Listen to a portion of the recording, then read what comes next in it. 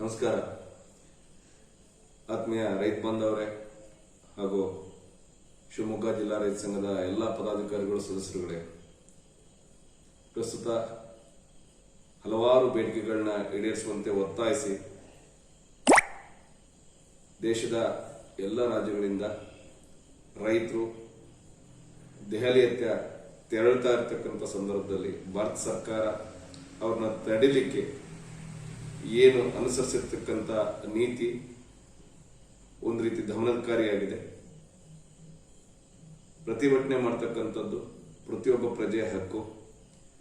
ನಮ್ಮ ಪ್ರತಿಭಟನಾ ಹಕ್ಕನ್ನ ಕಸಿದುಕೊಳ್ಬೇಡಿ ಅಂತ ಹೇಳಿ ದೇಶದ ಮೂಲೆಯಿಂದ ರೈತರು ಸಾಂಕೇತಿಕವಾಗಿ ಸರ್ಕಾರವನ್ನ ಒತ್ತಾಯಿಸಲಿಕ್ಕೆ ಮನವಿ ಕೊಡ್ತಕ್ಕಂಥ ಕಾರ್ಯಕ್ರಮ ಇದೆ.